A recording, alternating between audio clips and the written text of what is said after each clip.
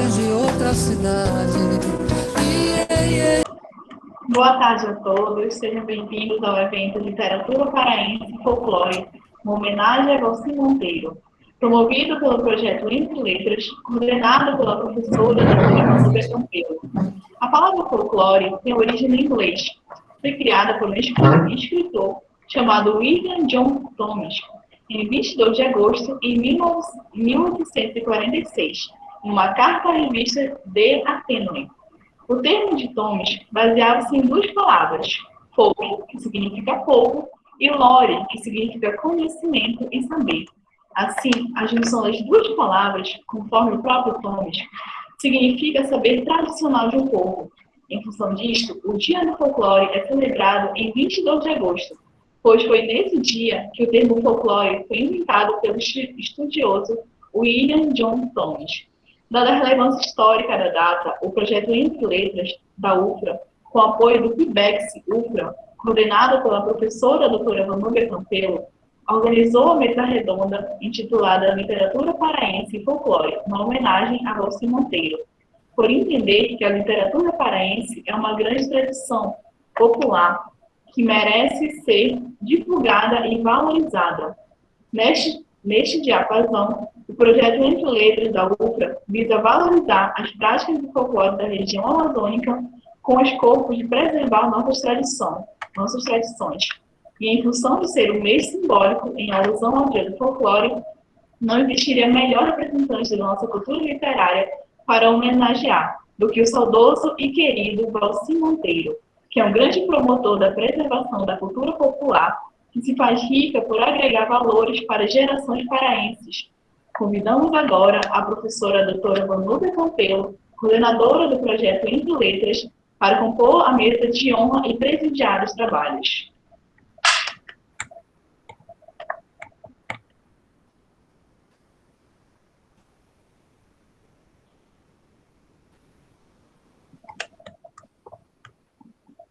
A professora Nubia Campelo é doutora em Letras pela UFPA, mestre do Programa de Pós-Graduação em Letras, Estudos Literários pela Universidade Federal do Pará, UFPA, pós-graduada em Língua Portuguesa pela Pontifícia Universidade Católica PUC de Minas Gerais, especialista em Língua Brasileira de Sinais na Educação Inclusiva pela FIBRA, possui graduação em Licenciatura Plena em Letras com habilitação em Língua Portuguesa pela Universidade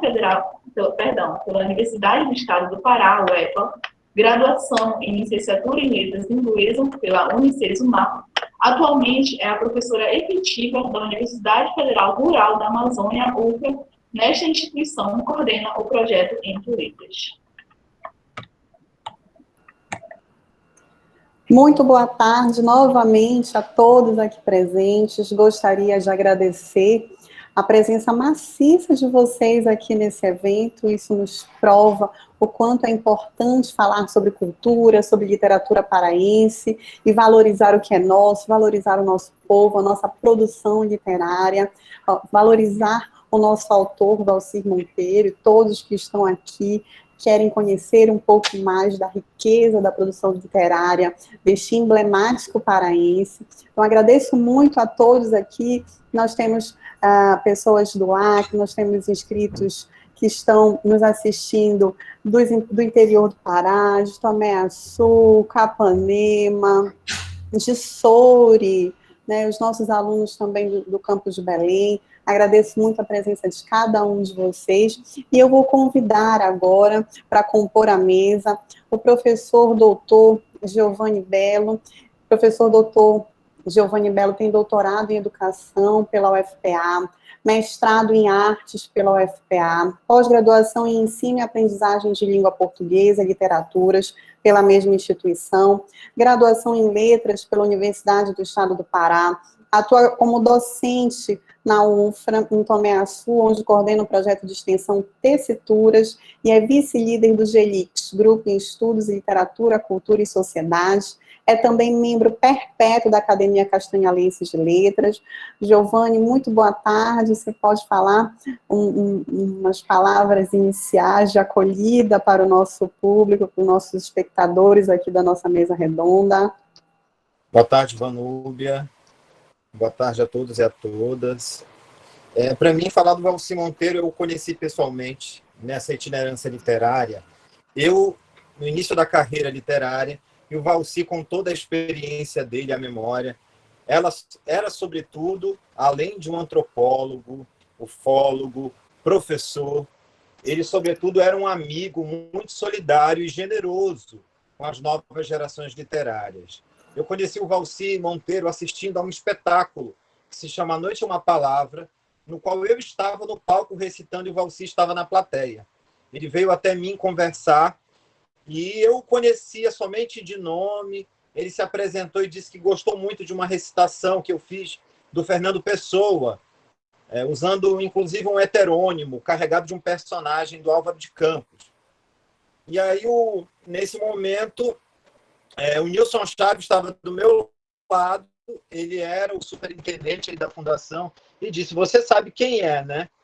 Aí eu falei assim, acho que sei. Ele falou, é ele mesmo, o Valci Monteiro. E aí a gente se abraçou, fiquei super emocionado, e pude encontrá-lo ainda em outras oportunidades, numa itinerância ininterrupta e militância na arte, na literatura e na cultura. Então, para a gente, ele é um mestre, né? Eu sou um estudante eterno, mas ele, sobretudo, é um mestre da cultura. Que delícia de história, que delícia de depoimento, professor Giovanni. Gostaríamos de convidar também o professor Jamerson Ribeiro para compor a mesa conosco. O professor Jamerson é licenciado em Letras com habilitação em Língua Portuguesa pela Universidade Federal Rural da Amazônia, é egresso nosso do campus de Tomé-Açu, pós-graduando em Linguagem, Cultura e Formação Docente por essa mesma instituição, e também participou, né, do grupo de estudos em literatura, cultura e sociedade, cadastrado no CNPq. Professor Jamerson, por favor, junte-se a nós e dê algumas palavras iniciais em relação ao nosso evento. Professor Jamerson, pode ter tido algum probleminha com a internet. Está aqui. Oi, Jamerson, tudo bom, querida? Boa tarde, então, boa tarde. Boa tarde a todos presentes neste maravilhoso evento. É com grande satisfação que eu participo desse momento, para mim, muito importante, que é falar de um autor da nossa terra, o Valci Monteiro, que eu tive o grande prazer de conhecê-lo ainda na graduação, por intermédio do nosso professor Giovanni, meu orientador, que me apresentou essas narrativas centradas aí no urbano, mas que carregam todos esses traços da nossa literatura oral. Professora, é uma satisfação imensa poder revê-la e participar deste evento maravilhoso. Eu que agradeço, Jamerson, querido, a sua presença aqui nesse momento, um orgulho para nós, nossa egressa aqui estando com a gente, dividindo esse momento conosco. Gostaríamos de convidar também para fazer parte desta mesa a professora Alessandra Gonçalves, também nossa egressa do curso de Letras do Parfor UFRA. A professora Alessandra é graduada em História pela Universidade Estadual Vale do Acaraú, em licenciatura em História, também é licenciada em Pedagogia pela Universidade de Uberaba, é graduada no curso de Letras de Libras pelo Parfor da UFRA, e está também dividindo essa mesa aqui conosco. Professora Alessandra, a palavra está com você. Olá, pessoal, boa tarde. Primeiramente, eu gostaria de agradecer, em nome da minha querida professora eterna, professora doutora Vanúbia Campelo, a equipe geral do projeto Entre Letras, pelo convite. É uma honra, me sinto honrada em estar fazendo parte dessa mesa. E também gostaria de saudar, em nome do professor Dr. Giovanni Bello, também queridíssimo professor, a todos os convidados da mesa, inclusive ao seu Átila, que está presente, ao rapaz que acabou de se apresentar, o Jameson, tá? Ex-colega também egresso da UFRA, e também agradecer a todos que estão participando dessa live. É uma honra. Não tive a mesma honra de conhecer o Valci Monteiro pessoalmente, mas conheci ele na academia, onde é uma troca de conhecimento, e conheci ele lá. né, por meio de livros, por meio dos colegas e interação. Então, é uma honra estar aqui com vocês. Muito obrigada, Alessandra, por suas palavras. E agora eu gostaria de convidar para fazer parte desta mesa como o nosso grande homenageado da tarde, doutor Átila Monteiro, ele, filho do saudoso Valcir Monteiro, que enriqueceu a literatura amazônica com seu estilo particular de contar as lendas e causos da região norte do país. O doutor Átila é bacharel em Direito, formado pela UFPA, tem pós-graduação lato sensu em Direito Processual pela Universidade da Amazônia e pela Academia de Polícia Civil do Estado do Pará. Atualmente, advogado concursado do Banco da Amazônia, mas já foi concursado de outras instituições, entre as quais ele destaca ter sido delegado de polícia de nosso estado, e agora, especificamente, ele é empresário do ramo editorial e jurídico, sendo diretor executivo da editora Valcir Monteiro Publicações e do escritório de advocacia Almeida e Monteiro, né? Eu estive com ele ontem, quando eu recebi este indescritível presente, que é a obra do nosso autor, do Valcir Monteiro, lá na editora. Então, fico muito feliz, muito honrada de ter o senhor aqui com a gente esta tarde e lhe faculto a palavra para dar início a essa mesa. Professora, é um imenso prazer. Eu me sinto um privilegiado estar aqui com vocês no meio acadêmico e dizer que se a minha voz ficar embargada é realmente porque eu estou emocionado, né, de falar, ainda estarmos falando no escritor paraense, né, que morreu há 2 anos, né, e a gente ainda está aqui falando dele, e falando sobre folclore, e falando sobre todo o legado que ele nos deixou. Para mim é uma honra muito grande, e eu me sinto um privilegiado e muito grato à senhora e a todos os professores envolvidos nesse maravilhoso projeto da UFRA. Quero a oportunidade que quero parabenizar e dizer para vocês o seguinte: aqui eu sou o Átila, quero que vocês me chamem de tu, você ou Átila, até porque eu prefiro essa forma mais próxima, para que nós nos sintamos como se estivéssemos à frente das nossas casas, que é uma ideia que o meu pai defendia, e esses livros todos ele escreveu pensando na manutenção, na perpetuação dessa nossa proximidade, que é tão nossa aqui no estado do Pará.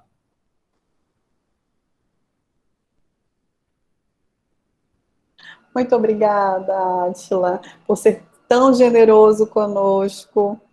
E agora, dando prosseguimento a essa mesa, gostaria de convidar o professor doutor Giovanni Bello e o professor Jamerson Ribeiro para fazerem uso da palavra e nos brindarem nesta tarde com a apresentação Valcir Monteiro e a literatura de horror na Amazônia Paraense. Professor Jamerson, professor Giovanni, a palavra é de vocês.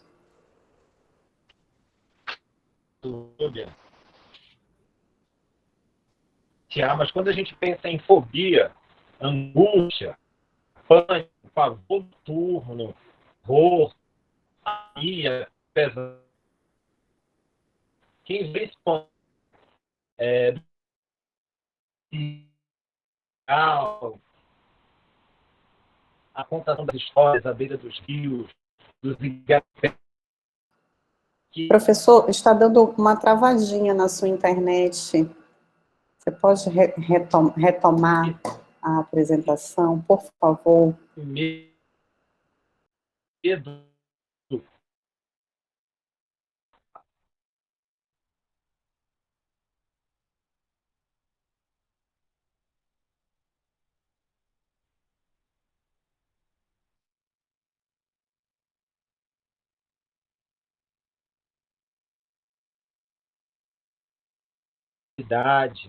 Essa marca da ancestralidade, não é?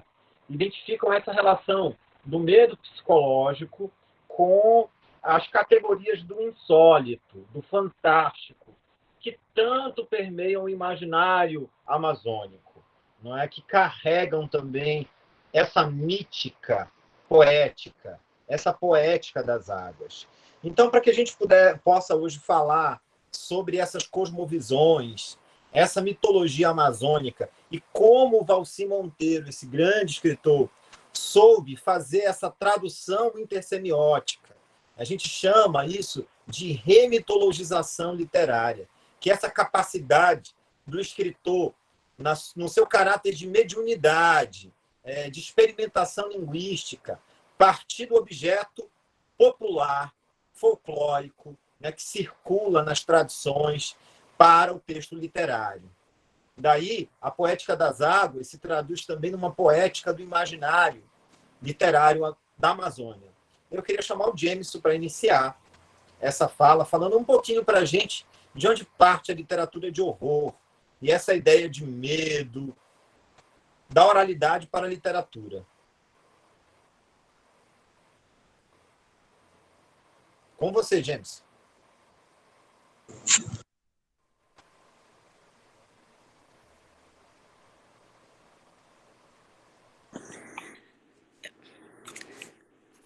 Bom, eu só gostaria de pedir que projetasse aí a nova parte do slide, a segunda página, por gentileza, para que nós possamos iniciar.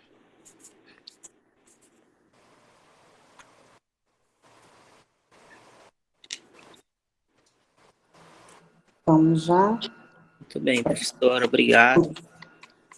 Bom, o professor Giovanni Bello falou aí um pouco dessa sensação, esse sentimento de medo que está bastante presente nas narrativas de horror.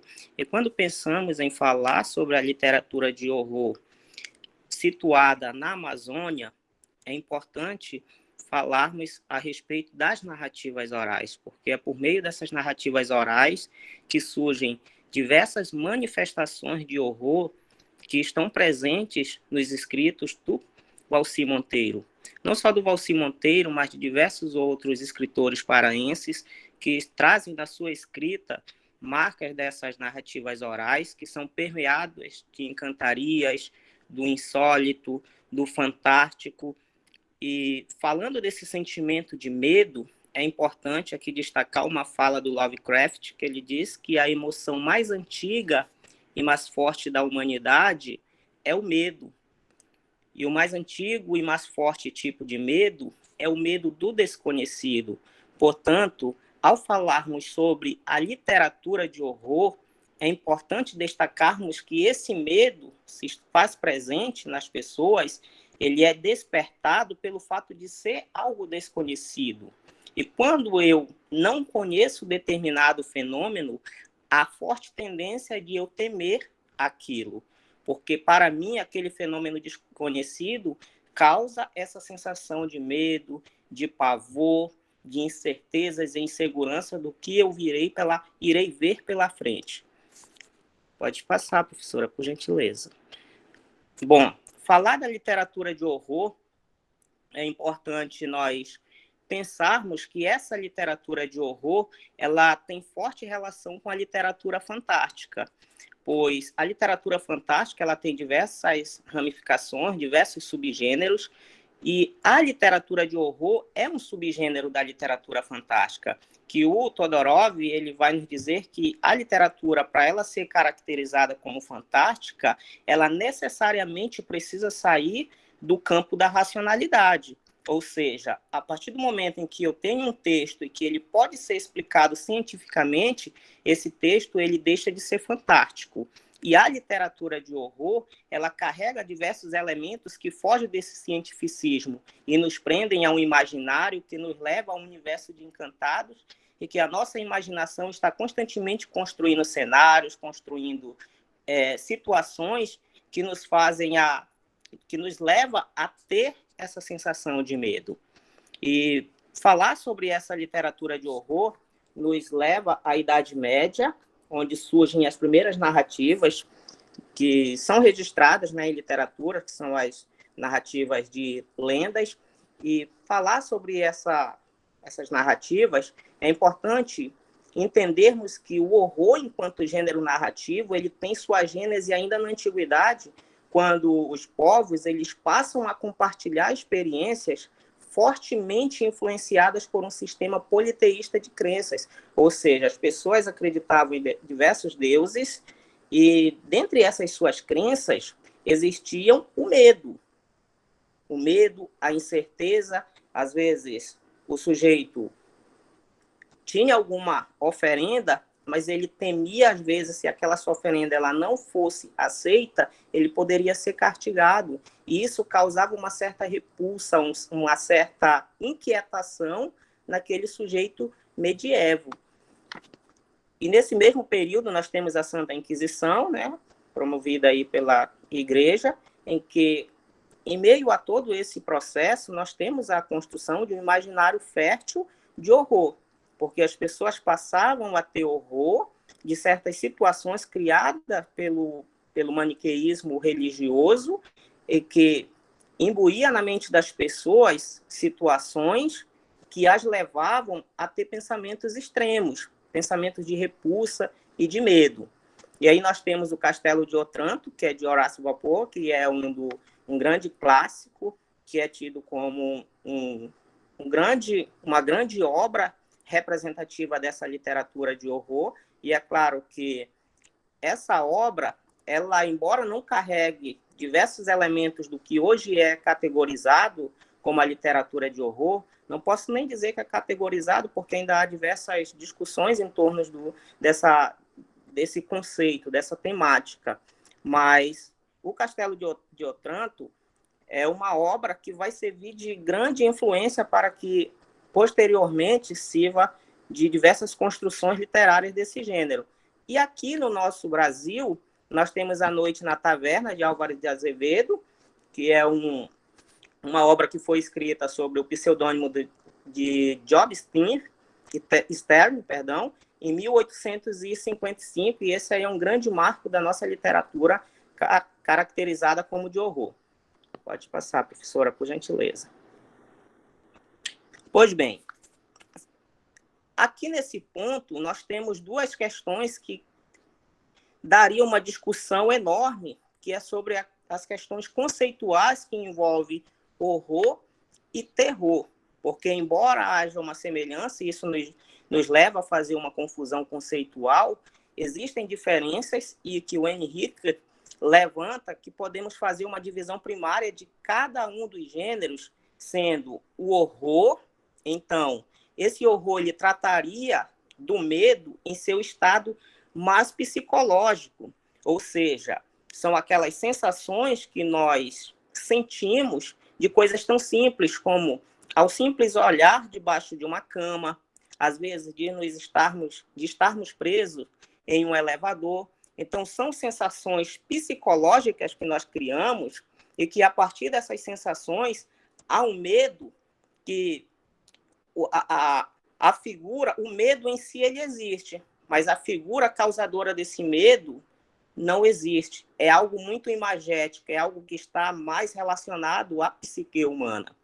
E já esse terror, ele já é algo assim mais profundo, que leva o leitor ao mundo dos monstros, das anomalias, sejam elas naturais ou sobrenaturais. Se nós pensarmos hoje nos terroristas, por exemplo, a palavra terrorista, que tem essa origem, né, terror, ela, quando a pessoa se depara com aquelas cenas macabras, você acaba tendo uma sensação de repulsa, é algo repugnante, é algo que ele vai ali estar diretamente atingindo o seu estado físico, uma sensação de arrepio, uma sensação de náusea e de pavor que é acometida aquela pessoa que vivencia aquela experiência. Pode passar, professora. Bom, aqui nós temos o Stephen King, né, que ele estabelece 3 níveis de intensidade para a classificação desse gênero. O Stephen King ele já vai um pouco mais profundo, e isso é bastante refletido nos escritos dele, nas suas obras, que ele sempre procura estabelecer esses níveis, até mesmo para impactar os leitores das suas obras. O Stephen King ele fala que, no início da sua escrita, da sua obra, ele vai primeiro tentar horrorizar o seu leitor. E qual seria esse horror, segundo Stephen King? O horror ele seria uma emoção que está presente na superfície do texto, ou seja, é a mostra de que algo não está normal, ou seja, algo nojento, mas, de certo modo, suportável. Esse horror, ele pode ser explicado por meio de algum fenômeno. Ou seja, o leitor, no primeiro contato com esse texto, ele vai identificar que algo não está normal, vai causar um certo desconforto a ele. No entanto, embora pareça ser nojento, mas é algo suportável. E ele vai conseguir explicar isso por meio de algum fenômeno. Já o terror, não. O terror é uma emoção imaginada, experimentada pela mente.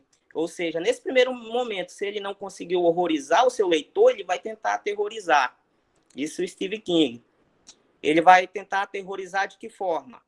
Nesse primeiro momento, ele não conseguiu horrorizar, ele vai buscar aterrorizar o seu leitor, o que significa dizer que, na sua escrita, ele vai carregar uma certa imaginação, e essa imaginação ela é experimentada pela mente.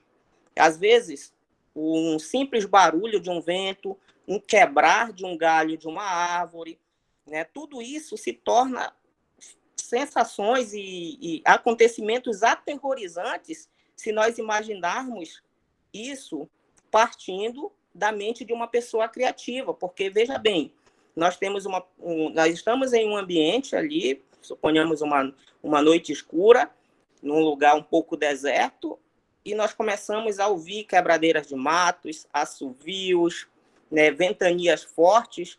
A partir daquele momento, a nossa mente ela começa a construir diversas coisas. Uma mente fértil começa a construir diversas situações horrendas naquele momento. E é isso que o Stephen King ele vai buscar colocar na sua obra, que é despertar esse tipo de terror, esse tipo de sentimento no seu leitor.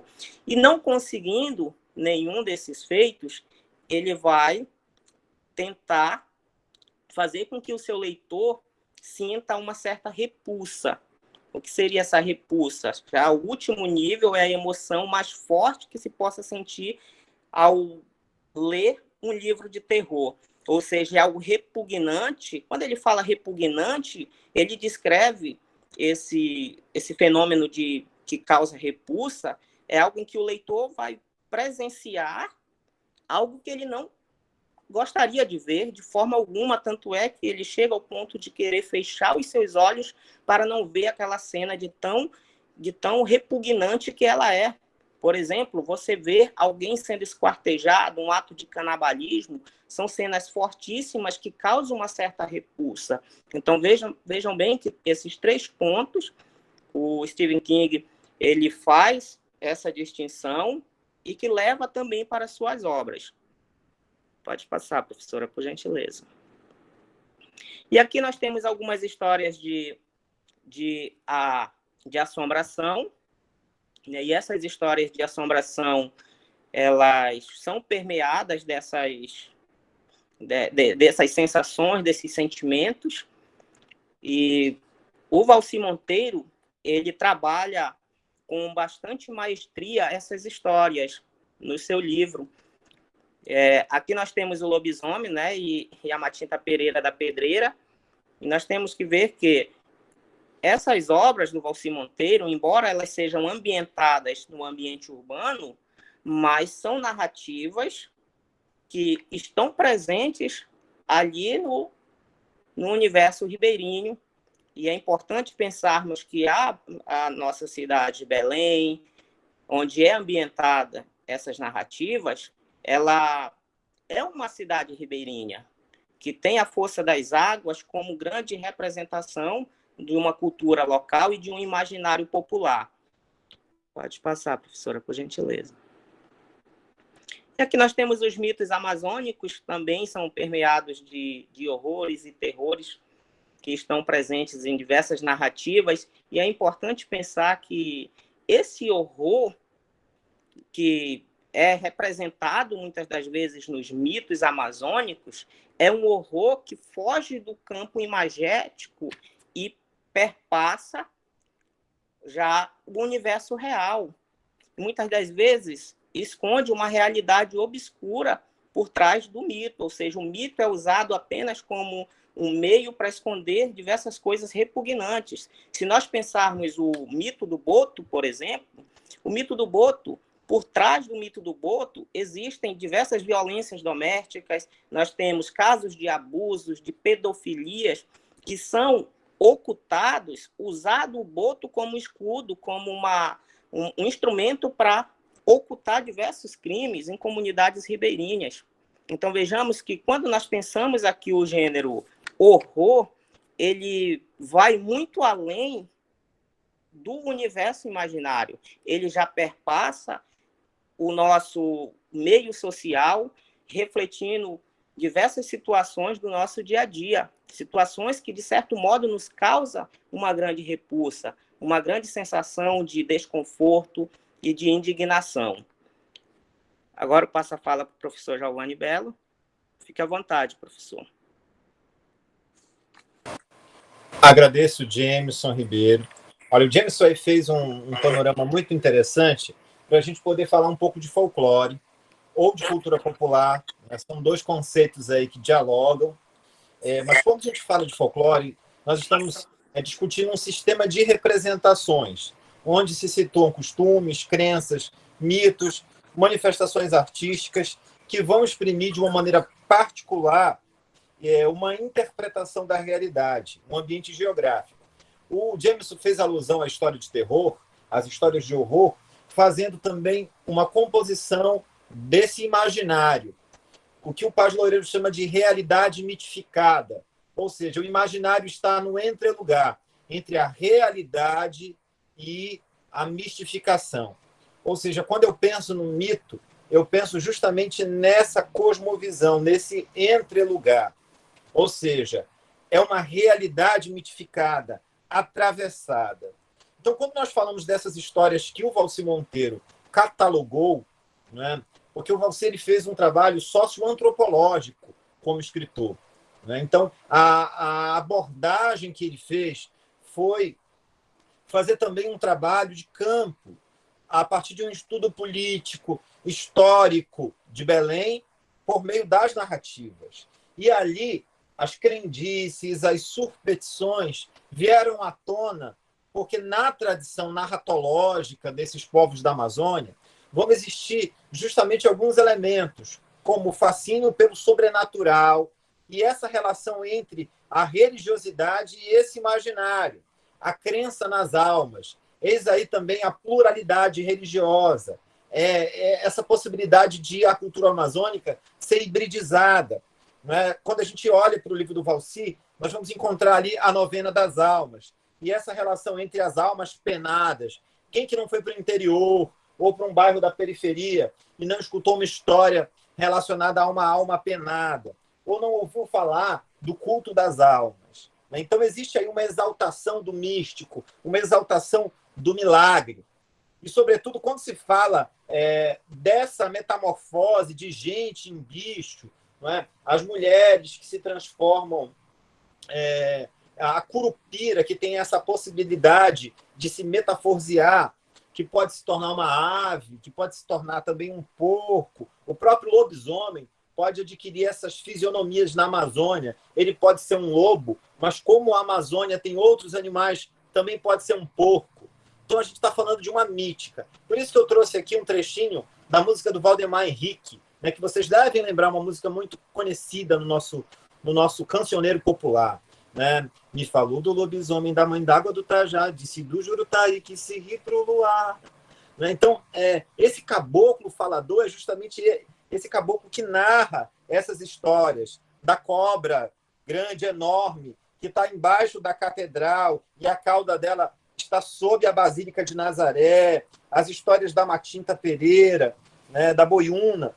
Então, são muitas narrativas que, de alguma forma, carregam essa relação da natureza, dos mistérios, das encantarias. E o que é interessante quando a gente pensa no Valci Monteiro é a ambientação, a espacialidade. Como é que a Mãe d'Água está no Garapé de São Joaquim? essa relação com a cidade de Belém. Daí, se a gente pensar como é que a literatura, a arte, a poesia, de acordo com George Zacharaski, elas se flexibilizam, se flexionam, porque os mitos eles têm essas condições de adaptação a cada época, né? Pois, não sendo um fenômeno estático, eles não se cristalizam. Então, o mito não está relacionado só ao mundo antigo, ele é, por excelência, pertencente a uma tradição oral e constituído, sobretudo, né, em diversas culturas, de uma poética das águas. Então, quando a gente fala de Amazônia, e a gente fala da Amazônia paraense, nós vamos ter esse relicário de vivências imaginárias, marcado por esses encantados, que vão trazer esse caráter do sagrado. É preciso, na Amazônia, respeitar os encantados, não é? Essa história da Mãe d'Água do Igarapé de São Joaquim, que também é coletada e traduzida intersemioticamente pelo Valci Monteiro, em Visagens e Assombrações de Belém, nós temos ali como paisagem o bairro do Souza, mas é um bairro ainda, né, a gente está falando de uma paisagem na década de 50 e 60, cortado pela Avenida Tito Franco, essa avenida agora chamada de Avenida Almirante Barroso. Lá moravam as lavadeiras, os carvoeiros, e a dona Anitta brinca com o aniversário da Mãe d'Água, vê uma cobra d'água com uma cruz. Então, a gente já consegue ver esse processo também do sagrado e a força coercitiva da natureza. Não se pode desrespeitar o encantado, porque senão aí vem a febre forte, não é? E é preciso de uma mulher experiente, ou seja, uma mulher, uma rezadeira, alguém que tenha o hábito de tratar essas encantarias. Ou seja, existe também um castigo. Mas se você desrespeita o sagrado, dentro dessa cosmogonia, dessa origem, dessa teogonia do imaginário amazônico, nessa mística, o castigo é resultante. Daí as doenças, as febres que acometem aqueles que desrespeitam. Ou seja, um mito ele é considerado pelo Mircea Eliade uma história sagrada, uma história verdadeira. Nós falamos da Amazônia, então, de uma realidade mitificada, né? O mito é um fato vivo, autêntico, que acompanha os povos em todo o ciclo da vida. Então, quando surge essa ideia, o mito é algo falso, o mito é algo fictício. Não, o mito ele está no imaginário, ele está num entrelugar. Ele é uma verdade que continua significando, porque pertence a essa tradição da oralidade, das crenças, do místico, né? Nessa relação próxima entre aquilo que é vívido e que está presente, sobretudo, nesse museu das nossas encantarias, nos nossos Olimpos submersos. E quando a gente fala de uma cidade como Belém, a gente precisa, sobretudo, entender que essas cosmovisões, os mistérios, as crendices, essa realidade mitificada, ela está presente na construção das identidades de Belém. O insólito, o fantástico, não é? Essa literatura que o Valci faz uma pesquisa socioantropológica, vão estar carregadas também desse processo do místico. Tá? Então, pode passar também para que a gente possa falar um pouquinho mais dessa relação entre mitopoética e horror no Valci. O escritor, que é o caso do Valci Monteiro, ele atinge um caráter de mediunidade. O que isso quer dizer? É que, por intermédio da intuição, da pesquisa, da experimentação literária, ele traduz uma vivência que é imaginária, mística e horrenda. Não se pode pensar numa mitologia amazônica sem que nós possamos entender que o mito tem uma força cosmogônica, ou seja, um mito das origens, que tem um sentido fundante. E um aspecto do mito, sobretudo, é essa culpabilidade do sagrado, essa força que cria uma atmosfera assustadora, na qual os modos de vida do povo ribeirinho acabam se confluindo a uma paisagem extraordinária, né, em que a gente pode encontrar o sobrenatural, as encantarias, porque pertencem ao campo do mágico religioso. Tá? Então, nós chamamos na literatura, a mitopoética, sobretudo, é esse processo de remitologização literária. O mito, por essência, ele é oral. Ele vem de uma tradição de ancestralidade, de narrativas que são consideradas universalizantes. mas os mitos eles vão se adaptando, se ressignificando no imaginário simbólico. E quando a literatura ela se propõe, por intermédio da intuição, a traduzir a mística, ela passa a produzir essa mitopoética. Então, a Amazônia é um território, sobretudo, da diversidade, do multiculturalismo. Então, o exercício que a gente encontra nessa espacialidade, nessa construção de Belém, é, sobretudo, a tradução de uma polifonia na voz do Valci Monteiro. E essa polifonia é a polifonia das múltiplas culturas, das identidades. Tá? Então, para poder pensar nesse autor, é necessário que a gente pense o mito e como ele se compõe de uma narrativa que se estende como verdadeira para alguém. Né? Você não pode desafiar os encantados, você não pode desafiar a Matinta, você não pode desafiar a Mãe d'Água.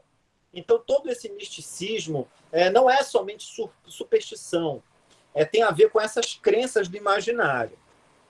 Tá? Então, se a gente for pensar, é necessário, então, que a gente comece a estudar o que é Belém. Porque essas narrativas reunidas e adaptadas por Valci Monteiro evocam essas fisionomias obscuras, esses cenários horripilantes e uma cosmovisão de medo físico e psicológico. É justamente porque não se pode pensar no mito, sobretudo um mito amazônico, sem essa relação com a poética das águas, essa relação com o imaginário, com a floresta, com os narrares amazônicos, que, de uma maneira geral, são traçados pelo insólito, pelo fantástico, pela mentalidade mágica, porque são do domínio das águas, né? na zona fronteiriça entre a floresta e as águas e a ocupação humana. Daí a gente vai passar um pouquinho para a gente falar sobre Belém. Nós temos algumas ilustrações aí no slide que já são do livro, na ilustração do Márcio Pinho, feita especialmente para o livro do Valci Monteiro. Aqui ao lado a gente vai falar que é o lobisomem da pedreira, está jogando ali um dominó e ele se transforma nesse lobisomem. E pensar qual é essa Belém que é traduzida na obra do Valci Monteiro. Essa Belém, ela é, sobretudo, a Belém de 1950 a 1980. É a Belém da adolescência, principalmente, né, da juventude do Valci, e que ele aprendeu não só a amar, mas a estudar também. E essa realidade mitificada, ela está nessa urbe alagada dessa cidade-floresta. O professor Genô Sarraf chama Belém de uma cidade-floresta. Eu gosto muito dessa categoria, porque quando a gente pensa nesses encantados, nós estamos pensando em uma cidade que, sobretudo, é ribeirinha, na qual o imaginário e o medo estão presentes na periferia da cidade e também naqueles bairros que são considerados mais nobres. A tradição, até o início do século XX, até o fim do ciclo da borracha, em 1912, é pensar uma Belém rica, não é uma Belém que quer ser Paris, sobretudo. Mas a partir do declínio da borracha, a gente tem uma cidade que acaba sendo ocupada nas suas periferias, principalmente por povos que são vindos do interior do estado, também por uma população nordestina. E Belém passa também, a partir da década de 40, a se industrializar. E ela contava com 666 estabelecimentos industriais, e à margem da Baía do Guajará, essa cidade começa a se desenvolver. Então, uma cidade, uma região que passa de uma região isolada, e a partir da década de 50 também, ela começa a se conectar ao resto do Brasil por meio da Belém-Brasília, né? Então, não só pelas águas. Então, existe um crescimento demográfico de Belém, um êxodo de regiões do interior, da região Bragantina, principalmente, do Baixo Tocantins, do Marajó, da região do Salgado, e essas pessoas vão compondo, e a população de Belém, da década de 60 até a década de 80, ela aumenta 130%, alcançando perto de 1 milhão de habitantes já nesse período. E aí é que a gente vai ter a presença desses bairros que são tão importantes na obra do Valci, onde surgem essas cidades, o bairro do Guamá, da Pedreira, né, os jurunas.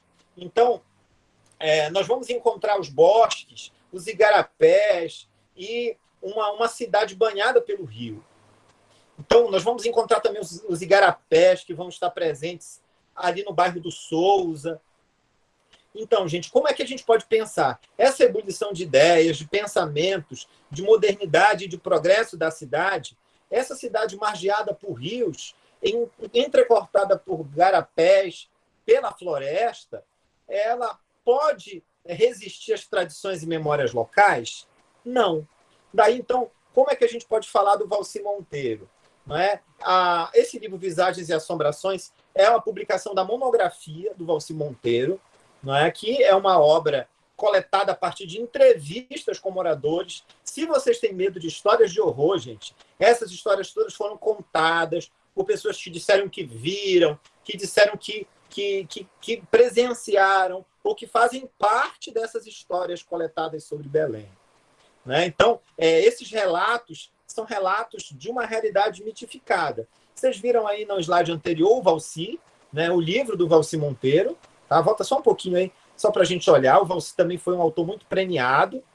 Não é? Teve jornalista, autor, trabalhou na província do Pará, trabalhou em vários jornais, trabalhou como professor de antropologia cultural, também presidiu o Centro Paraense de Estudos do Folclore, foi secretário, ativista, presente nos projetos literários do Estado, nas feiras do livro, presente nas escolas municipais, estaduais, um contador de histórias sobre tudo, né? Um mestre para todos nós que amamos a literatura da Amazônia. E aí, passando um pouquinho o slide, eu falei um pouco dessa obra, né, desse livro, que sem dúvida é o livro que mais marcou a trajetória do Valci. Ele também é dono de outra obra, né, de outros livros que são importantes na trajetória dele, como Assombrações e Encantamentos da Amazônia, Cosmopoemas, Miscelânea ouvida em Turbilhão, as histórias do Caboclo do Pará. Então, as narrativas orais marcam o trabalho do Valci Monteiro. Daí nós vamos falar especialmente rapidinho aqui sobre algumas histórias que estão presentes aqui. Eu não vou ler as histórias porque o tempo não permite, mas já fazendo uma relação entre essa Belém de visagens, de assombrações, de muitas encantarias nesse processo de pensar o fantástico e o mítico nessa tradição religiosa e mágica, tá? O lobisomem da pedreira, gente. Aquela imagem que surgiu antes é do lobisomem da pedreira. O lobisomem é uma figura que aparece já no folclore europeu no século XVIII e XIX, tá? Em diversas histórias, inclusive histórias de vampiros, e ele também faz parte das crenças amazônicas. Com uma diferença, o lobisomem amazônico ele também pode se metaforsear em lobisomem, mas em porco também. Entre homens e animais, tem até um trechinho aqui do livro do Valci, que diz o seguinte, eu até esqueci de falar para vocês que do reduto, né? No reduto, o igarapé, que foi apresentado aí na fotografia, ele pode ser chamado de igarapé das almas ou das armas, porque dizem que foi lá que foram enterradas as armas quando houve a cabanagem, né? A cabanagem caiu. Então, o igarapé das almas e das armas. E o lobisomem da pedreira são muitas narrativas, gente. É um caso de uma mulher, né? Uma tinta. E se caso fosse homem, o Valci explica isso para a gente, né? Caso fosse um homem, vira lobisomem. Na região amazônica, o lobo é um lobisomem que se transforma, mas também em outros animais. E essa preferência pelo porco tem a ver com essa adaptação. Esse trechinho que eu trouxe aí tem a ver com a ideia de castigo também. Olha, traz seres estão pagando por faltas cometidas. Olha a ideia coercitiva do mito. Daí as terríveis transformações, né? Mas também pode ser outra coisa. Pode ser um pacto com o demônio. Eu acho que o Jameson falou dessa ideia do maniqueísmo, que é geralmente feito por homens que entregam sexta-feira numa encruzilhada seu sangue, com sangue, sua alma, para ter sorte no jogo ou felicidade no amor.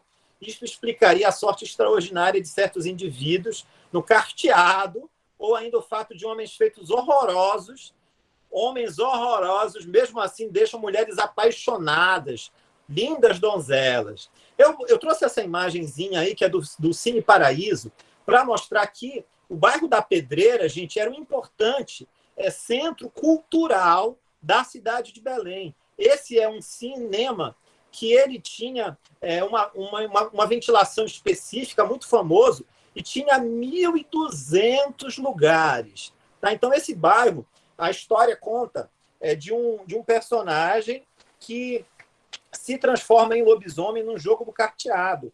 Então, ele está ali jogando e muito preocupado com o horário. E quem viu e que contou essa história foi o seu Guapindaia, gente, que presenciou. Vou mostrar o Guapindaia lá na frente, porque é muito importante a gente entender que as narrativas que o Valci traduz para a literatura são todas narrativas que ele coletou de personagens que são reais. Não é? Ele não criou essas histórias de encantados, não. Essas narrativas místicas, essas histórias de assombração, elas, de fato, foram contadas ali por pessoas que disseram que viram.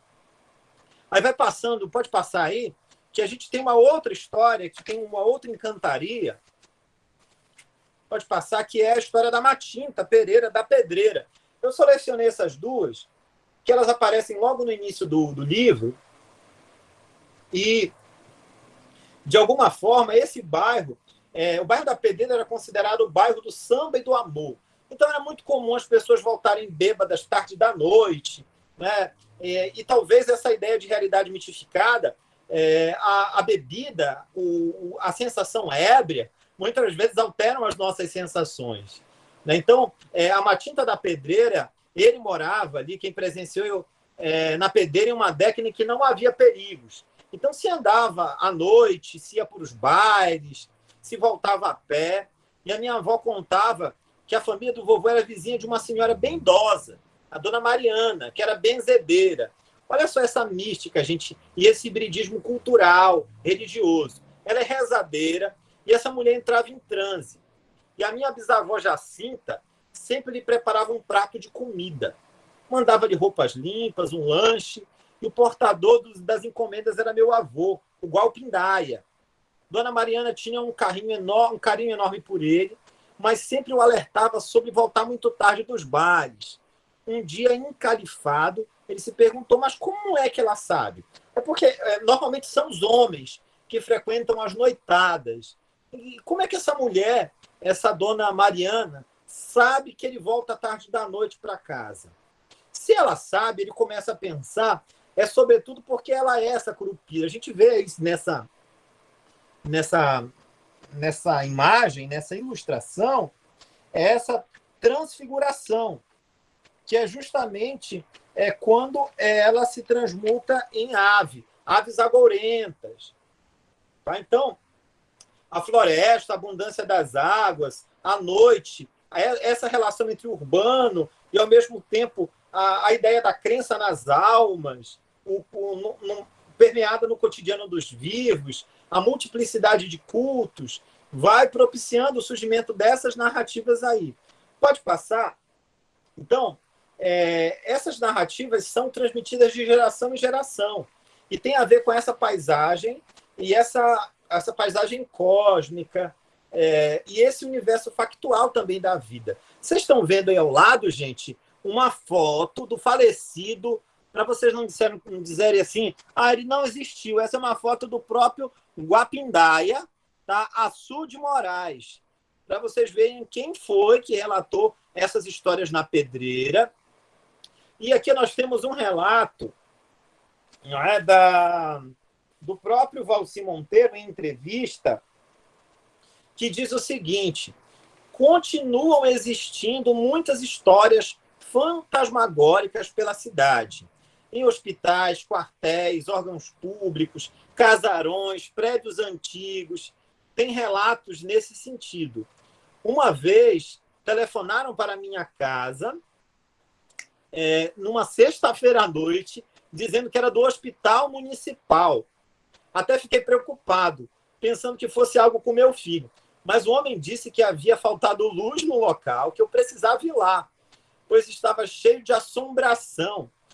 as pessoas pensam que eu sou uma espécie de caça-fantasmas. Olha só como é que o Valci, ele é impressionante também no relato oral dele, na vivência, né? Essas histórias, sobretudo, pelo intermédio da intuição, essa ideia de percrustar a diversidade, o pluralismo cultural, mas como essas narrativas elas também trazem discursos, né, que estão ligados à construção de personagens que são reais e que estão no contexto sociocultural de artefatos simbólicos, de práticas sociais, mas que estão presentes numa realidade mitificada de Belém. Tá? Então, ali a Matinta Pereira, a ideia do Guapindaia, essas narrativas são muito importantes. Tá? Então, o medo, o terror, de alguma forma, estão presentes nessa história. Para encerrar minha fala, que eu acho que eu já passei do meu tempo, Manu, sabe que eu me empolgo, principalmente se eu Tu passou. Tu sabe que tu passou. Mas eu quero encerrar só fazendo referência à história mais famosa dessa mística, não é? Dessa oralidade na cidade de Belém, também da Amazônia, já do Brasil, que é a história da moça do táxi. Gente, naquela época não existia táxi, tá? Eram carros de aluguel. Então, normalmente essa história já circulava desde a infância do Valci Monteiro. Na década de 50 já se falava dessa história, mas o Valci coletou essa história na década de 60 para um livro da década de 70. Então, ali já estavam surgindo os táxis, então ele deu uma atualizada nessa história, porque alguns taxistas ainda diziam e ainda relatavam essa presença. Então, essa foi uma narrativa que se repetiu e tiveram várias pessoas. Professor, dizem até hoje. Até hoje ainda eles ainda dizem.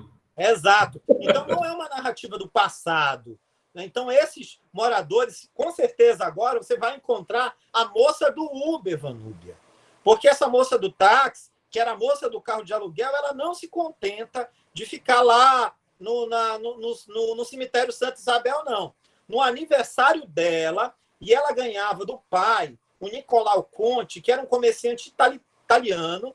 Esse cara, ele fez fortuna em Belém, numa fábrica de calçados. Essa fábrica se chama Boa Fama, né, que ficava ali na Gaspar Viana. Ela ficava no térreo e morava, nos altos morava essa família. Então, toda vez que ela fazia aniversário, o pai pagava.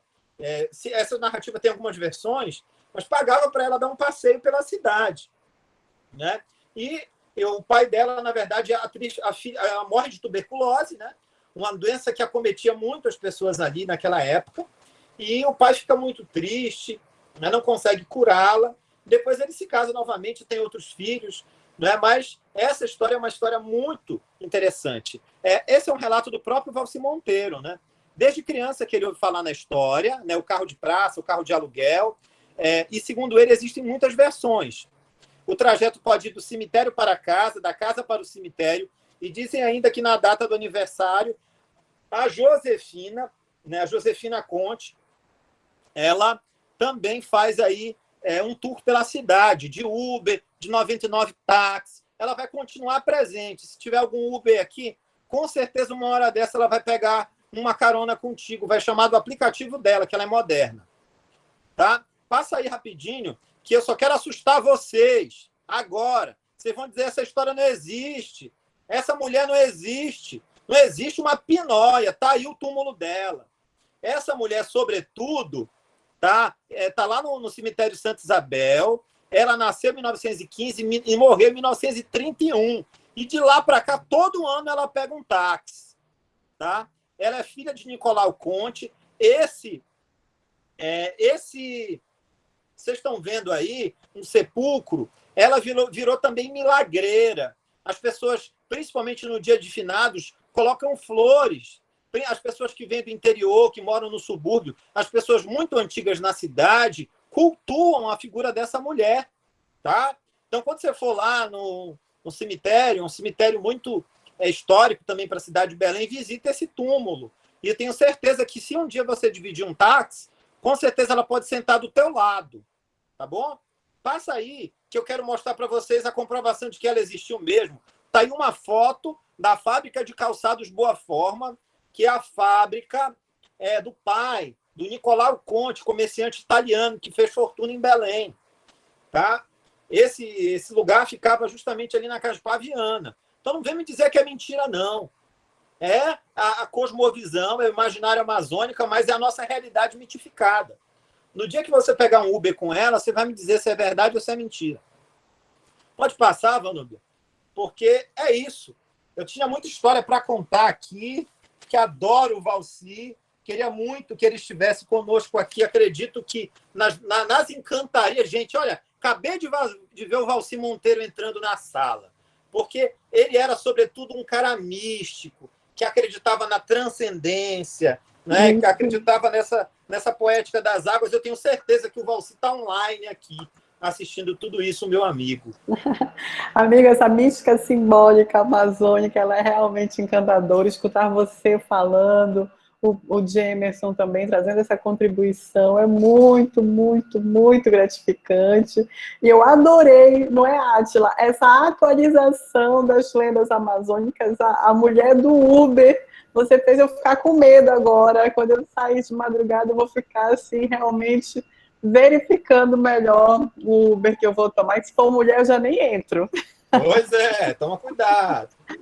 Mas ela só vai dar uma voltinha contigo, Vanúbia, pela cidade. Ela vai querer fazer amizades. Professora, eu vou ter uns 5 minutinhos aí que eu gostaria de contar umas curiosidades. Se não Claro tiver... que você vai ter, Átila, você tem um momento todo seu nessa mesa. E é uma emoção falar aqui com o Átila ouvindo, porque o Átila com certeza ouviu diversas histórias dessas, do próprio pai, né? Então... eu bebi na fonte, né? Essas questões todas aí, que o povo diz que compõe o imaginário amazônico, há controvérsias. Há controvérsias. Ai, maravilhoso. Mas, gente, a gente vai deixar as nossas perguntas para o final. O Átila também ainda vai ter um momento dele na mesa. E agora a gente vai passar a palavra para a professora Alessandra, que vai falar um pouquinho da adaptação e tradução em Libras. Nós vamos ver mais uma história do Valci Monteiro, que é a Procissão das Almas. Professora Alessandra, você tem 15 minutos, infelizmente é pouquinho tempo. Vamos tentar, né, manter aqui para a gente acabar o nosso evento no prazo, que a gente ainda quer escutar o professor Átila também. Nós temos uma atração musical para encerrar a nossa tarde, enfim, a gente ainda tem muita coisa. A palavra está com você, minha querida, fique à vontade. Ai, meu Deus, olha, eu estou encantada com o professor Belo vindo na minha frente, né? Professora, você pode passar o slide, por gentileza? Com certeza, já estamos projetando aqui, professora. Olha, eu vou prometer cumprir os 15 minutos, tá?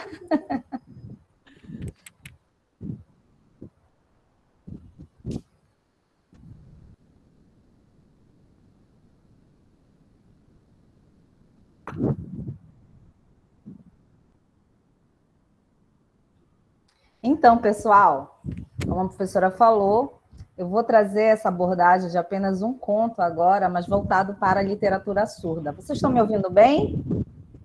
Ok? Então, a literatura surda, adaptação e tradução em Libras do conto A Procissão das Almas, de Valci Monteiro. Meu nome é Alessandra Gonçalves, meu sinal em Libras é esse, e também em sign orais, como vocês podem ver na tela. Pode passar. Gente, falar de literatura surda, eu me sinto emocionada. Antes de iniciar, eu gostaria de agradecer primeiramente, isso aqui é o fruto do trabalho de conclusão de curso, mas antes de chegar nesse fruto, eu ainda plantei mais árvores juntamente com a professora Vanúbia, né? E eu tive que concluir com uma outra professora, também de muito mérito, professora Ana Guimbal, que orientou neste trabalho juntamente com a minha colega Fabiana. Então, o objetivo do trabalho era adaptar o conto da literatura paraense, A Procissão das Almas, de Valci Monteiro. Por que adaptar? Gente, vocês acabaram de ouvir uma apresentação e a gente se encanta quando o professor Belo começa a instigar a nossa imaginação. Os nossos sentidos ficam aflorados. Imaginem isso quando uma pessoa com surdez tem esse acesso. Então, foi pensando nisso que a gente adaptou um conto, A Procissão das Almas. Pode passar, por gentileza? Isso começou tudo onde? No Pafó UFRA. Sou professora há 8 anos e o Pafó chegou na minha vida como um presente, uma formação continuada para professor, no curso de Letras Libras, o qual eu tenho uma paixão muito grande. E foi no estágio supervisionado, quando a gente volta em loco, depois que a gente, olha, sou professora, tive um momento de ter uma formação continuada, eu venho com um olhar diferente, eu venho com uma postura diferente, e é nesse estágio que a gente vai começar a se inquietar. E a literatura? A gente sabe que a literatura, ela é fundamental na vida do ser humano, pois é ela que faz com que a gente transmita conhecimento, aprenda, sinta. Então, foram essas inquietações que a gente ficou questionada durante as aulas. Como será que é trabalhada a literatura surda na escola?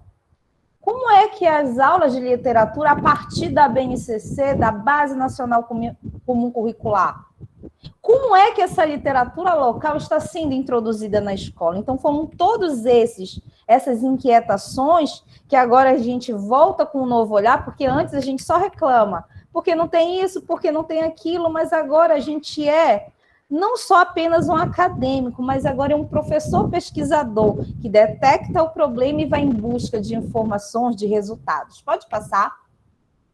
E a nossa metodologia? A nossa metodologia da pesquisa, ela foi dividida em 5 momentos. Primeiro, foi a seleção do conto do escritor Valci Monteiro. De antemão, eu gostaria de agradecer muito ao senhor Átila, que está aqui presente, porque eu não tive a oportunidade de conhecer pessoalmente, mas eu quero essa foto, viu, professora? Porque por conta da pandemia a gente não pôde se encontrar, né? Mas eu gostaria muito de agradecer por ter nos dado a permissão para que a gente pudesse usar o conto para fins acadêmicos, tá? O segundo momento foi adaptar este conto, porque esse no livro, ele tem, se eu não me engano, 3 páginas, e a gente precisa adaptar ele em tamanho de português reduzido, para poder fazer essa transcrição de uma forma oral contada. No terceiro momento, a gente fez o quê? A sinalização do conto, que vocês vão ver depois, adaptado já em Libras, pela profissional Geni, que a gente precisa de uma profissional que conheça da cultura, que conheça dessa identidade. O quarto momento, a gente usou a tradução desse conto em Sign or Write. O que é isso, Alessandra? É a escrita de sinais da cultura surda, a partir do aplicativo Sign Poodle, que a gente encontra na internet online. E, por fim, que vocês vão perceber que a gente teve que mudar também o percurso da pesquisa, que essa pesquisa era para ser aplicada com os alunos. No entanto, foi impossível por conta da pandemia. Então, o que a gente fez? A gente usou o formulário do questionário e usamos essa pesquisa e levamos para quem? Para os acadêmicos, para professores, ouvintes surdos do curso de Letras Libras, do curso de Pedagogia Bilíngue, intérpretes, para que pudesse nos ajudar a validar esse trabalho. Pode passar, coração? E como referencial teórico a gente usou para essa base? A gente usou a Lei 10.436, que é a lei que vem justamente reconhecer como meio legal de comunicação e expressão visoespacial do surdo, tá? A gente também trouxe a BNCC 2018. Por que nós trouxemos a BNCC? Como a gente queria saber de que forma estava sendo trabalhada ela dentro da escola. E a gente traz a BNCC principalmente a terceira competência, a qual ela vem falar muito bem sobre a questão da valorização das manifestações artísticas, culturais, dos locais. Foi por isso que nós pensamos em Valci Monteiro. Apesar de eu ser uma professora de Vigia e a minha colega de Belém do Pará, essas histórias elas são contadas realmente nas frentes das casas. Eu escolhi a história. A Procissão das Almas, vocês podem ver que a gente mandou fazer para trabalhar na escola, infelizmente não deu certo. Já retratando pelo autor local, mas foi uma história que foi contada pela minha mãe e que eu conheci já pelo livro do Valci na universidade. Então, como a universidade, a academia, ela faz com que a gente pegue essas possibilidades e adapte de uma forma acessível ao nosso aluno com surdez. Então, o que é a literatura surda? A literatura surda para Carnop, ela vem justamente falar sobre produções de textos literários em sinais, que traduz justamente o que é a experiência visual, a cultura do sujeito surdo. Mas, Alessandra, é só pessoa com surdez que pode produzir isso? Não. Vocês vão verificar mais logo à frente que também o ouvinte pode fazer também a literatura surda. E a Soares? Eu trago a Soares para a gente fazer uma diferenciação, 2008, que ela vem falar de uma literatura, de uma cultura regional, dessa cultura que a gente traz desde os nossos antepassados, aquela que era passado de pai para filho por meio da oralidade. Isso seria a nossa literatura dos ouvintes. E o dos surdos? Como é, Alessandra? A literatura surda era por meio visual. No grupo também, que não deixa de ser diferente do grupo dos ouvintes, mas era em libras. A contagem de piada, a contagem de histórias, as lendas eram contadas em libras. Só que cadê o registro? Hoje não temos. São poucos os registros que tem sobre esse tipo de literatura. E aí eu trago para vocês também, para essa discussão, Mourão, 2011, que ele vem explicar os tipos de produções em literatura surda, que nós vamos conhecer logo mais. É a criação, é a adaptação e a tradução. Pode passar? Aqui vocês vão ver, uma desses tipos de produções é a criação. Alessandro, o que vem ser essa criação? A criação da literatura surda é feita pelo sujeito surdo, onde ele vai mostrar a sua característica, a sua identidade. Perlin, ela vem falar muito bem isso, porque o sujeito surdo não tem apenas uma identidade. Tem aquele que se reconhece enquanto surdo, tem aquele que não se reconhece, tem aquele flutuante, então tem várias identidades. E aí, o que a gente vai perceber aqui? A gente tem um autor, não sei se vocês conhecem, quem é de Belém, Pará, o Kleb Couto. Ele está como palhaço, mas ele é uma pessoa com surdez, nasceu com surdez. Ele que é o autor da obra Casal Feliz, é uma produção dele, e também ele faz, por meio ele faz parte do Palhaços Surdos. Então, ele leva essa história por meio da sua identidade, da sua cultura. Pode passar. Adaptação, o que seria essa adaptação? A adaptação é que a gente no Brasil tem e também fora. Que adaptação, no caso, a gente conhece, que são os contos, os clássicos infantis. Nesse caso aí, vocês conhecem a Cinderela, vocês já ouviram muito desde pequenininhos. Essa aqui já é uma versão adaptada, que é a Cinderela surda. Ela é uma jovem, ela já vem contando uma outra história, que é uma jovem surda, que convive com as suas irmãs e sabe um pouco de Libras. Só que aí ela vai conhecer um príncipe que sabe se comunicar em língua de sinais e eles começam a ter uma interação. Então, verifique a importância da gente ter algo dentro da identidade, algo da cultura, porque o sujeito surdo é um sujeito que tem direitos, e tem direito a uma coisa que a gente tem desde quando nasceu, ou desde a barriga da nossa mãe, que é acesso à literatura. Pode passar, coração. E aí eu trago para vocês, assim, o nosso amor, porque foi um fruto, né? Essa aqui é a adaptação e a tradução do conto, A Procissão das Almas. Essa aqui é a nossa intérprete, a Geni, nossa colega, muito parceira. Por que a gente escolheu a Geni? Porque a Geni é anos que trabalha dentro da interpretação e precisa, antes de mais nada, conhecer da cultura, da identidade surda, e ela também é paraense. Ela precisa conhecer esse regional para poder traduzir na íntegra o que o autor Valci Monteiro está passando. Pode passar? Aqui é o nosso querido e escritor paraense Valci Monteiro. Durante as nossas pesquisas, eu não sei se o seu Átila conhece, o sinal dele em Libras é aqui e aqui, tá? A gente fez a pesquisa, então a gente se encantou. A gente fez a tradução, observe que a tradução ela é feita toda na linha reta, não pode ser assim, tá? Vocês observam aí o título do conto, Procissão, porque das almas, dos espíritos, né? Pode passar. E aí vocês vão ver um pouquinho do texto, né? Vocês vão observar que o texto ele é adaptado, ele é reduzido, porque ele tem muitas informações e, às vezes, ele é bem detalhista. Então, como a gente faz? A gente tenta resumir o texto e aí traduz em libras para depois traduzir em Sign-Write. O que seria o Sign-Write? Seria esses desenhinhos que é a escrita de sinais, tá? Vocês observem o nome logo de início, é Carmelina, digitalizado, tá? Em datilologia. E depois vem explicando a história. Mulher solteirona, que procurava saber da vida das pessoas. Porque a procissão das almas é justamente falar da diva, né? Aqui é do departamento, né? Da vida alheia. Então, por que isso?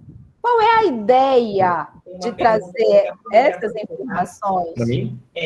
Né? Então, qual é a ideia dessa informação? É fazer com que o aluno surdo sinta a mesma coisa que nós, ouvintes, sentimos. A emoção, a curiosidade, os sentimentos, o medo. Pode passar, mas ele só vai conseguir tudo isso por meio da sinalização em libras, por meio da tradução em Sign-Write. Aí vocês podem ver, né? Já finalizou, foram em 2 páginas, a gente conseguiu adaptar bem para que ele pudesse compreender o que seria o conto. Pode passar. Eu estou tentando ser rápida, viu? A moral da história, né? Que não devemos, a moral da história, que não devemos querer saber, né? Se preocupar com a vida das pessoas, né? Pode passar. E assim, em relação aos nossos resultados, como eu falei para vocês, tudo isso era para ser apresentado na nossa conclusão de estágio, no nosso projeto de Libras, que era o estágio 4, que era sobre literatura surda. Porém, infelizmente, e também com toda aquela situação, a gente precisou parar, né? Mas eu ainda sinto, tenho assim, ânsia no meu ser, que isso eu ainda levo para o meu mestrado. A gente fez algumas perguntas e o que foi interessante, a gente mudou a nossa metodologia no meio do caminho. Em vez da gente fazer isso na prática com os sujeitos surdos, com os adolescentes, que até então a gente pensava em fazer nesse período de folclore, fazer a mídia, fazer com que aquele aluno se sentisse um sujeito, mas um sujeito incluído agora com acesso à literatura, infelizmente não foi possível. Então, o que nós pensamos? Vamos, então, transformar essas perguntas e levar até o conhecimento de outras pessoas o conto adaptado e saber a opinião de pessoas que já são da área. Então, só que das 20 perguntas, foram mais de 40 pessoas que participaram, a gente escolheu apenas 4. Uma delas foi se conhecia o Valci. Uma das perguntas. Ficou só na região norte? Não. A gente não deixou só apenas na região norte, a gente expandiu para o Brasil. Bora colocar nas regiões quem conhece o quê? Porque a gente precisa divulgar a cultura, né? A pessoa só vai passar a conhecer quando a gente divulga. Se a gente não divulga, não fala, ninguém conhece. Então, bora divulgar? Vamos mostrar que também, além dos contos, a gente também pode adaptar os contos paraenses, né? Contos de pessoas que a gente conhece. Então, a primeira pergunta foi se eles conheciam o Valci Monteiro. A segunda, se eles compreenderam a história contada nas 3 modalidades. A terceira pergunta foi qual modalidades eles se identificaram mais. E a outra pergunta foi se eles fossem escolher, qual eles escolheriam de acordo com a classificação. Pode passar que eu vou mostrar melhor no gráfico. Só um pouquinho, deixa eu molhar a garganta. Bom, como eu falei para vocês, a primeira se era conhecer o autor. Como a gente expandiu, e foi para o Brasil todo, o que a gente pode perceber? Que mais de 50 pessoas, mais de 50% das pessoas conhecem, sim, o autor paraense Valci Monteiro. Então, isso eu fiquei muito feliz, mas, opa, 40% não conhece. O que está faltando? Né? Então, a gente tem que pensar nisso, fazer o que a professora Vanúbia Campelo hoje está fazendo. Vai ficar gravado. Quantas pessoas vão ter acesso a esse material? Né? A segunda pergunta foi qual texto eles entenderam mais. Então, vocês podem... se eles entenderam a história. 85% entenderam, compreenderam a história. Então, olha a nossa felicidade, né? Aí depois eu parei, mas e esses outros? Por que não entenderam? Aí eu lembrei, a Libras, ela é igual a língua portuguesa, tem a questão regional, a sinalização. Então, muitos não compreenderam porque os sinais são diferentes das suas regiões. Então, tem essa situação. Pode passar? Sobre o que mais eles se identificaram, qual foi a modalidade mais que eles se identificaram. Então, vocês vão ver aqui nesse quadradinho, percebe-se que eles se identificaram primeiramente com a Libra sinalizada, tá? O porquê com a Libra sinalizada? Gente, é a língua deles, é a língua materna deles. E lembra que a gente fez agora para um público que já está no nível superior, que já é acadêmico, que já é professor, que já é intérprete. Então, a compreensão foi muito bem sinalizada pela nossa intérprete Geni, colega e parceira. O segundo texto foi o português escrito, então percebam aí que essas pessoas elas já são bilíngues, né? E principalmente sujeito surdo. E, por último, incrível que pareça, foram o sign alright. Por que o sign alright ainda é em último? Porque a gente vai perceber que esses sujeitos que foram entrevistados já estão no nível superior e não tiveram acesso à escrita de sinais na sua educação básica, certo? E aí vocês vão ver que justamente essa classificação vem mostrar muito sobre isso. Então, a preferência deles é a língua de sinais, onde mostra a sua identidade, a sua cultura, tá? Em segundo, a língua portuguesa, que não vai deixar de existir, ela sempre vai estar caminhando. Por isso, agora, eles procuram... Tem a lei agora, né, que está na LDB, que é sobre a escola bilíngue, onde eles vão aprender as duas coisas. Pode passar, professora. E, gente, qual foi o nosso resultado alcançado? É que a gente percebeu que as escolas, elas precisam de materiais literários adaptados, sim. Precisa de uma criação da cultura surda? Precisa. Mas e a gente, enquanto ouvinte? A gente pode adaptar? Sim. Não só Valci Monteiro, como outras e outras literaturas que nós temos acesso, certo? Não só também em língua portuguesa, mas também quanto em língua de sinais, quanto em sign alright. Pode passar? Então, o que eu tenho como conclusão? Né? Que a literatura surda ela é muito, mega importante para a comunidade surda, tá?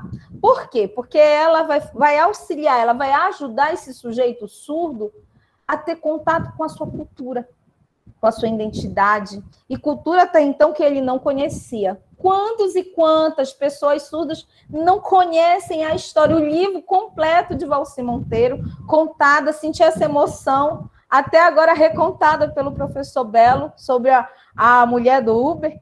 Quantos e quantos? Né? Então, por quê? Por meio da cultura, por meio da literatura surda, é que o sujeito vai passar a expressar esse seu sentimento. Ele vai poder falar com as mãos, mostrar o quanto ele está feliz em poder ter acesso à literatura, tá? Então, a partir daí, ele vai poder ser também um futuro belo, uma futura professora Vanúbia, porque ele vai poder contar a sua história, ele vai poder contar suas poesias, ele vai poder escrever contos da sua própria realidade. Pode passar. E aqui, pessoal, eu trago para vocês, para finalizar, alguns exemplares sobre a literatura surda, né? Algumas produções que têm. O que seria essa literatura surda, como eu já expliquei? Ela precisa ter língua de sinais, ela precisa ter a identidade do sujeito surdo e ela precisa ter a cultura do sujeito surdo. Esses três são pontos primordiais para que se construa essa literatura surda.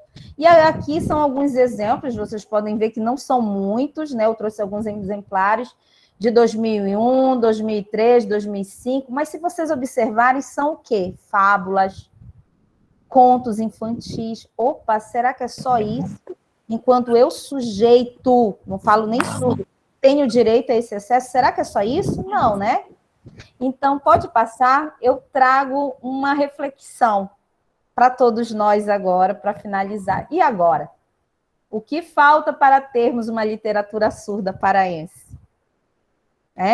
Então, isso aqui fica como um questionamento. Eu vi que tem uma colega que quer escrever sobre isso, escreva, né? Porque é muita coisa para a gente escrever.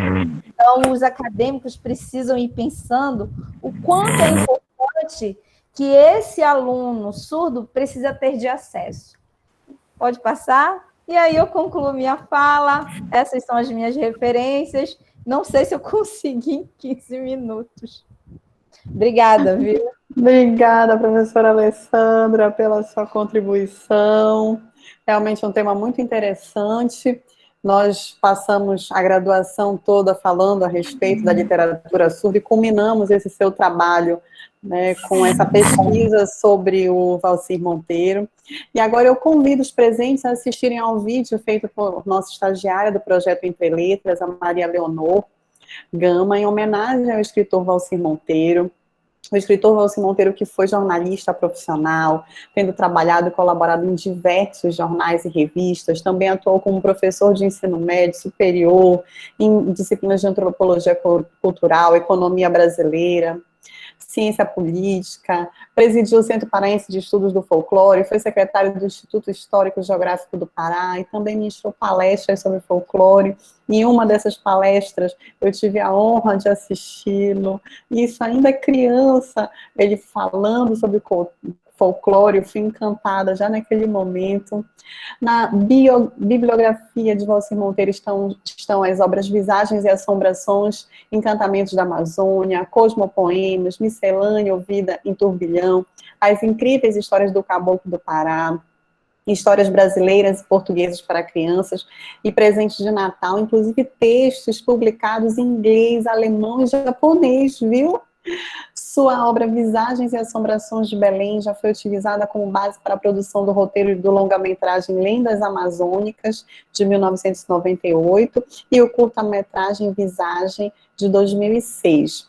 Ao final do vídeo, nós passaremos a fala para o Dr. Átila Monteiro, filho do notável escritor Valcir Monteiro, e a gente quer escutar um pouco de você a respeito desse nosso encontro, dessas produções acadêmicas sobre a obra do seu saudoso pai. Por favor, assistam ao vídeo conosco.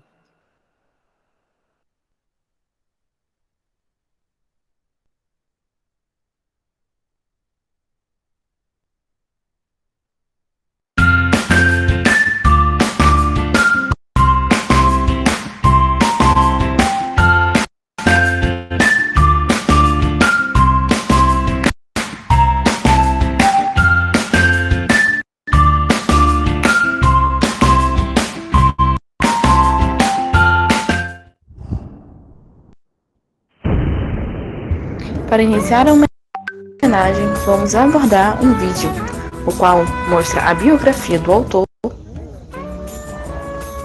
podemos contemplar, bem como sua obra mais famosa, Visagens e Assombrações de Belém, que nos trouxe o conhecimento da lenda da mulher do táxi. Valcir Monteiro levou suas obras ao conhecimento de todos, enriquecendo cada vez mais a cultura paraense. Mais obras, sempre valorizando a cultura local e regional. Participou de palestras, oficinas, encantou crianças, fez suas exposições, amava dialogar e abordar conteúdo de suas obras. Valcir Monteiro foi, é e sempre será um presente para a literatura paraense.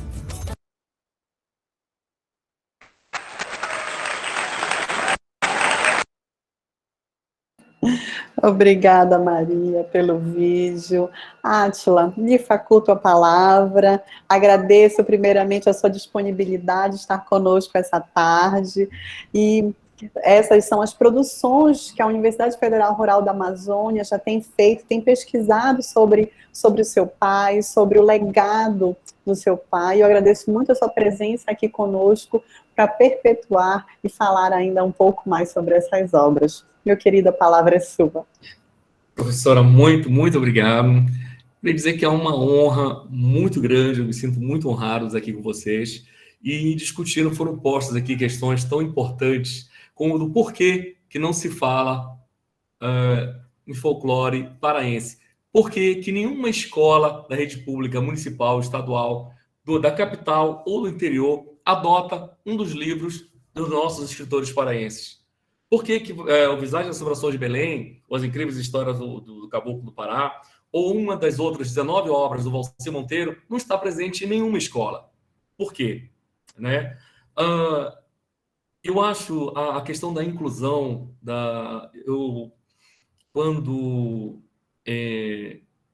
minha formação é toda na área jurídica, né? E eu não tinha esse contato tão próximo. O escritor é meu pai, né? Eu apenas, por osmose, eu fui adquirindo esse conhecimento e depois eu fiquei até assustado quando eu vi o quanto eu tinha absorvido desse conhecimento dele, de cada livro, de cada pesquisa que ele fez, me levando nesses lugares de pesquisa dele, objeto de pesquisa, e participando das conversas que ele tinha com o nosso caboclo, que, diferente da imagem que passam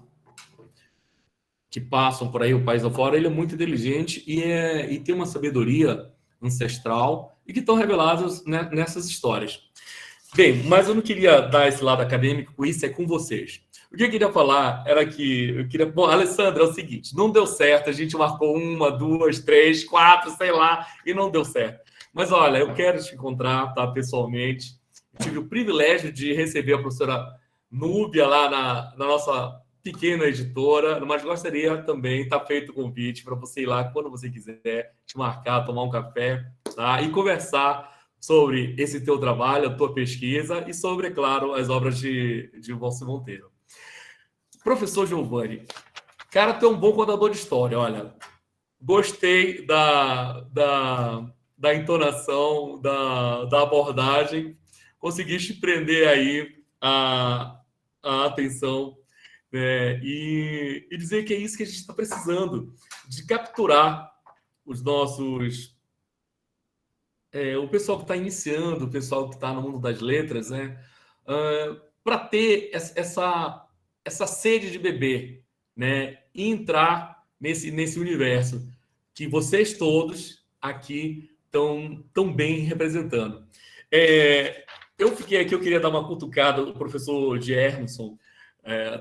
A fala foi brilhante, né? Eu aprendi muito com vocês, então muito obrigado. Mas eu queria dizer para o professor Germson o seguinte: olha, quanto à questão se é terror, se é horror ou se é qualquer outra coisa, olha, eu não sei como é descrito no gênero, mas eu quero saber se vai ter tempo, quando tiver uma Matita Pereira na tua frente, se ele vai pensar se ele ficou aterrorizado, horrorizado ou como é que ele ficou, tá?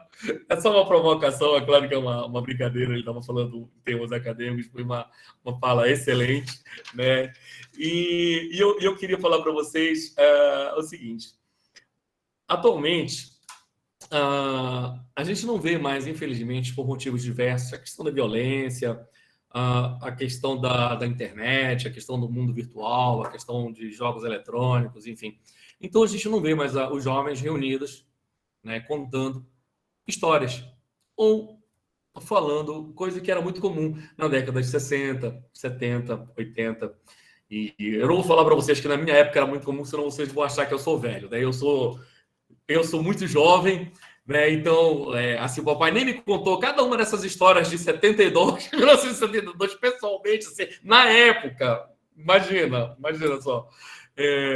Então, essas histórias todas, antes dele escrever, eu tive o privilégio, né? Me sinto, hoje eu vejo, né, que ele me contava isso, né? Imagina só, o escritor te contando, né? E depois escrevendo isso. E eu mostrei para a professora Núbia as cartas que as pessoas... Imagina, as pessoas, em 1972, escrevendo cartas para o escritor Valci Monteiro, para o jornalista Valci Monteiro, né, contando causos, e que para ele aproveitar nos relatos, até então, no jornal A Província do Pará, e que depois virariam o livro Pisais Assombrações. Primeiro dessa formatação aqui, isso é uma relíquia, não empresto, não adianta pedir, eu não empresto, tá? Não sai daqui, até porque tem uma dedicatória aqui muito especial para mim, onde ele diz que desde os 2 aninhos eu participava dessa pesquisa com ele. Mas o livro que a capa mais conhecida é essa daqui,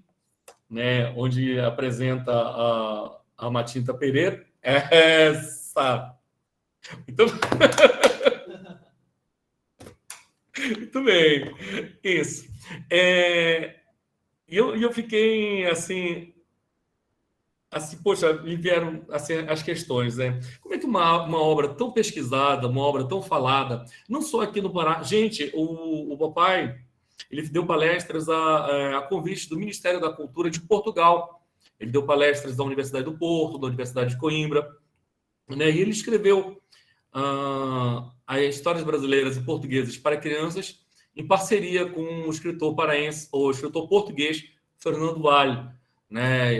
Essa edição encontra-se a única que encontra-se esgotada, né? E junto com o professor Gunther Presler, quer dizer, o Gunther Presler fez a tradução no livro muito pouco conhecido, em português e bilíngue, né? Português e alemão, né? Amazônia, Histórias e Lendas, né? Então, um livro muito pouco conhecido, mas que foi feito com a tradução do professor Gunther Presler, né? E nós estivemos, inclusive, na Alemanha para apresentar este livro na Feira de Leipzig. Mas, infelizmente, o Covid, como não me permitiu encontrar com a Alessandra, também não me permitiu, né, apresentar o livro na Feira de Leipzig, embora nós estivéssemos com stand, estivéssemos com o pessoal lá, enfim, mas não foi possível. Gente, imagina, daqui a pouco a professora Núbia vai brigar aqui comigo, eu preciso encerrar aqui, senão a gente vai se estender demais, mas eu queria dizer para vocês o seguinte. Bem, essas histórias todas, embora elas tenham se passado na década de 60, 70, 80, elas são histórias muito atuais e muito presentes ainda no nosso cotidiano e no nosso imaginário. Eu brinquei com o professor Giovanni ali, que há controvérsias, porque, assim, se tem até hoje gente jurando que viu a Matinta Pereira ou que tem um vizinho, né? Eu, por exemplo, olha, eu tenho um vizinho aí que eu suspeito que ele é lobisomem. Não é possível que esse homem não seja, entendeu? E eu tenho uma vizinha aqui, lá de Vigia até, ela é lá de Vigia, que eu tenho certeza que ela é Matinta Pereira. Olha, Alessandra, aí da tua terra. Olha, então são muito presentes e a gente precisa instigar os jovens, a gente precisa instigar o paraense, porque, olha, nós paraenses, nós temos que ser estudados pela NASA. A gente tem cada história aqui. O meu pai, ele dizia que o nosso folclore, as nossas lendas, os nossos mitos, não ficavam a desejar para nenhum povo do planeta. Ele dizia assim, olha, Átila, não é presunção, mas assim, nós não ficamos a desejar nem para a Grécia, nem para os gregos. Imagina só. E a gente aqui, hoje as nossas crianças não sabem mais o que é uma pinguari. A gente perguntou, tu sabe o que é uma Matinta Pereira? E a criança muito, uma velhinha. Não é uma velhinha, né? Ela não é uma velhinha, ou melhor, ela não é só uma velhinha, né? Não é só uma velhinha. E com relação ao Valci Monteiro ter partido em 2019, olha, é fato, ele realmente, no dia 29 de maio de 2019, contra a minha vontade, sobre os meus protestos, ele nos deixou. E eu assumi o compromisso com ele de, enquanto vivo fosse, eu não sei se meu filho vai querer assumir esse mesmo compromisso, né? Mas eu prometi para o Valci, meu pai, que enquanto vivo eu fosse, eu de tudo faria para levar, né, não só o que ele escreveu, como o folclore, as lendas e a cultura da nossa região, para onde eu conseguisse chegar. Felizmente, a pandemia fechou muitas portas, eu não consegui sair nem aqui no meu apartamento. Imagina ir para outros lugares. Mas, embora eu afirme para vocês, e como consta nos registros históricos, que ele faleceu em 29 de maio de 2019, há quem diga que nas rodas de contação de história, de vigia, de São Félix do Xingu, de Parintins, em altas horas da noite, quando não temos mais energia elétrica, nos sítios, nas vivendas, quando inicia-se essa contação de história sobre Matinta Pereira, Mapinguari, lobisomem e outros bichos, é visto um velhinho com uma boina, um gravadorzinho que diz assim: preciso registrar essa história. E cabe a nós passarmos esse conhecimento, fazermos mais reuniões e levarmos a Alessandra, professor Giovanni, o primeiro professor tem um nome difícil pra caramba de Emerson. De Emerson. Eu anotei aqui. E eu encerro dizendo o seguinte: a gente não pode deixar a Matinta Pereira desaparecer, gente. Ela tem que estar sempre presente, não só nas pequenas cidades, mas também nas grandes metrópoles, não só aqui na região metropolitana de Belém, mas também, por que não, a gente exportar essa nossa cultura, a gente exportar não só o nosso folclore escrito, a nossa literatura, mas também o nosso carimbó. Olha aí, o pessoal levaram o nosso açaí lá para o Rio de Janeiro, agora estou tomando com granola. A gente não pode admitir isso, gente. A gente tem que protestar, não é verdade? Olha, para mim, eu não vou nem dizer o que eu penso desse pessoal que toma açaí com granola, porque senão como é que eu vou ser cancelado, né? Então, eu não quero ser cancelado. Então, mas assim, açaí se toma com farinha da Baguda, né? Aqui de Bragança, né?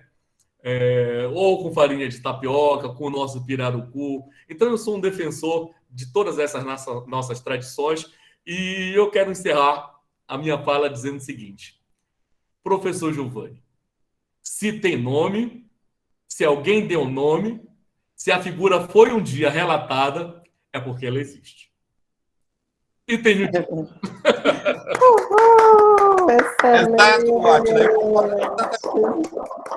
Eu só vou ressaltar, é porque a gente às vezes fala de imaginário, mas o conceito de imaginário é justamente uma não mentira.